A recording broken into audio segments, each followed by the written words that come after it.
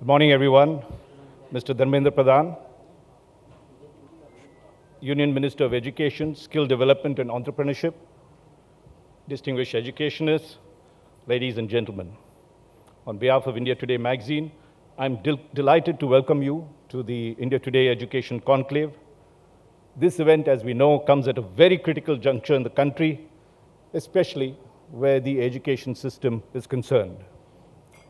We are also delighted and honored that Mr. Pradhan, despite his busy schedule, has agreed to be the chief guest of the function and deliver the inaugural address.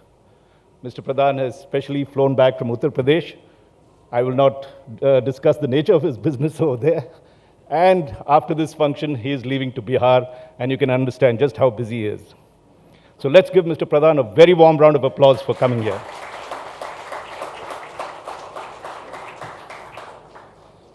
At 53 years of age, and you can see how young he looks, Mr. Pradhan is one of the most dynamic ministers of the Modi government. Till he became the Union Education and Skill Development Minister in July last year, he was Union Minister of Petroleum and Gas. Popularly known as the Ujwala man, he is credited with the success of implementing the Pradhan Mantri Ujwala Yojana that saw 8 million LPG connections. Am I right, sir, or more? Mr. Pradhan, 8 or 10 million? 9.1 million. Sorry, I'm updating myself.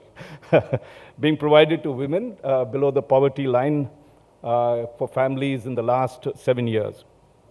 It has been a game changer that has significantly reduced the energy poverty among the underprivileged in India. So let's give him a very warm round of applause for that as well. As Petroleum and Gas Minister, Mr. Pradhan also laid down and implemented the hydrocarbon exploration and licensing policy that has made a huge difference to exploration and investment in the sector, apart from generating sizable employment and making India more energy secure. I could go on, but we need to now come to the subject, and I think Mr. Pradhan in many ways is qualified to speak on it. Mr. Pradhan is a former ABP General Secretary for Odisha, where he obtained a Master of Arts from Utkal University. Subsequently, he became president of the BJP's National Youth Organization, and now as Union Education Minister, he would have to bring these skills and much more to meet what one would call the grave challenges this critical sector faces, and of course, the giant opportunities it offers. Pradhanji, it's now been almost a year since you took charge, next month or just a week away from that. And the first big problem, as we know, and you know, is to bring back a new normal to business. For the last 2 years, the COVID pandemic saw all our children out of both schools and colleges. They had to be shut down. And now we hope that this year, the kind of disruptions that happened will soon be a thing of the past. We know the virus is still around. It continues to spread in its own way. But thanks to the government's vaccination program, we have seen a huge reduction in the cases of serious illness amongst us. And we now hope that the children, the new vaccinations that are coming out for them from India and abroad would help our children and also make them feel safe when they attend schools and colleges that's there. The plus side of all this, that was the negative side of us losing out on our children's education, is that there's been a huge boom and innovative solutions that have come about in the process of learning, particularly in the fact that physical classrooms had moved to computer screens and mobiles. And there was tremendous cooperation from the parents, teachers, governments, union government particularly, and civil society organizations who have collectively worked in these last 2 years to ensure there's some sort of continuum to the studies, particularly during the pandemic lockdown periods. There has also been a parallel boom in education technology that we are all aware that suddenly seems to dominate the entire education sector, rightly or wrongly. And currently there's something like 4,500 education tech companies, which have, and just 500 have come out in the past 2 years and grown phenomenally. We now hear of unicorns and the next stage, the decacorns, and they've all done this in record time. This, of course, has enabled the rapid spread of digital education, but there are some worrying concerns with the explosion that has happened. I think Mr. Pradhan is dealing with those concerns, and we can probably talk about it when he speaks. is the issues of quality, the issues of monopoly, and the fact of certain financial exploitation that could happen because of the fees being charged. Another concern that has been exposed during that, and that is a far more serious concern, not that the digital one isn't, but the fact that in terms of infrastructure and facilities, particularly in remote areas for internet and computers, is severely lacking. And it was shown that just before the pandemic struck, 78% of schools in India did not have internet facilities, and more than 61% didn't have computers. We hope that figure has improved in the last 2 years, and certainly we need dramatic improvement on that front to bridge this so-called digital divide. And Mr. Pradhan, maybe you could talk of some of the major initiatives that you all, the ministry is doing to help bridge this and enhance digital literacy. There is also evidence that the prolonged closure of schools have impacted learning considerably. And a recent study by the Asim Premji University, which was titled Loss of Learning During the Pandemic, found that as much as 92% of our children had on average lost at least one specific language ability from the previous year across all classes.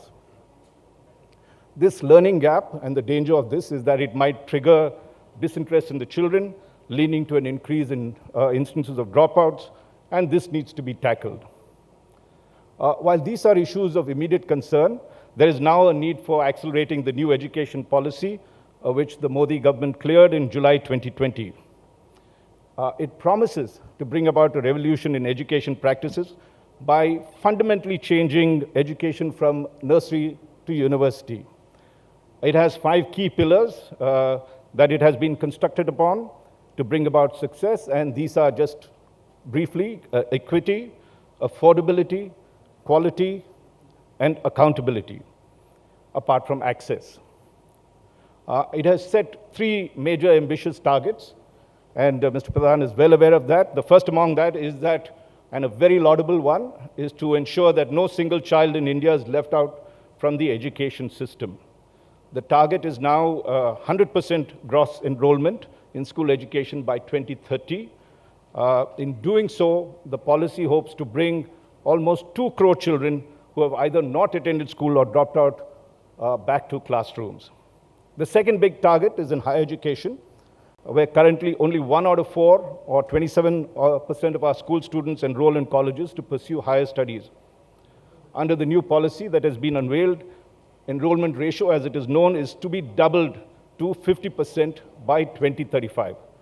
What that means, and that's an enormous target for governments and private sector, is that they have to establish 3.5 crore new seats in colleges, universities, and other higher education institutes. So there's tremendous opportunity there as well to be taken, as well as the challenge of ensuring quality. When it comes to school education, as you all know, and since you're all education experts, I'm not going through that, is that the policy takes into cognizance the new research that indicates that children's brains are 80% developed by the age of 8.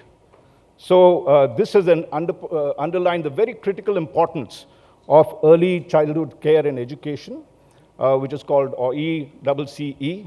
The old 10+2 system that all of us went through, I think Mr. Pradhan also must have gone through in his college days, is now being changed to the 5+3+3+4, that's 5+3+3+4, yes, restructured school education system that is designed to ensure proficiency in reading with understanding and numeracy by the end of class 3. When it comes to higher education, there is also a radical reform that is now underway. It envisages, as you all know, a 4-year undergraduate degree program with a foundational layer of liberal arts learning for all study programs. It has certified multiple exit and re-entry options, and we were talking of, when just before we came here, Mr. Pradhan was talking about the importance of skill development and vocational education, and that is going to be an important component that will get into the degree stage in our education system.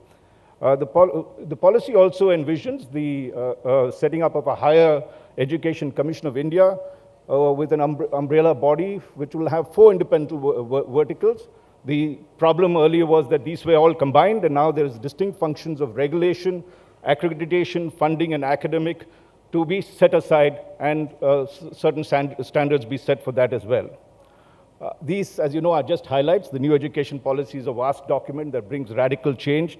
And there is, of course, need for there was a setback as soon as it was announced because COVID was rampant and it couldn't be implemented with the speed that it should.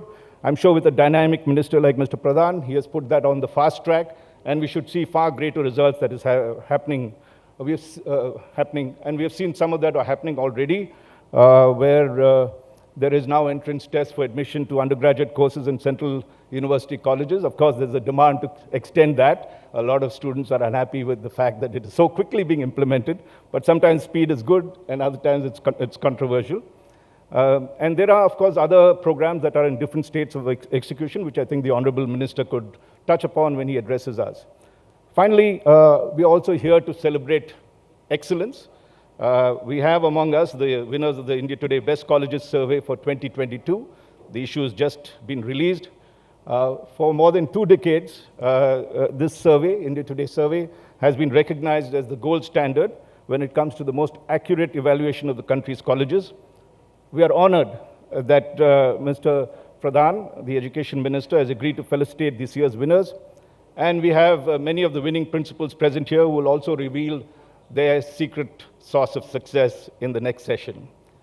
So the objective, the larger objective of this, and Mr. Pradhan very pertinently asked me what were the criteria for selecting of these colleges. Let me assure you that we have, the magazine only backs the project. It is done by an independent research agency called MDRA that has a whole elaborate procedure for judging excellence. And those are listed in the latest issue of the magazine. I won't take your time in listing it, but anyone who wants to read it can look at it. But it is over a period of time, 20 years, we've refined it considerably.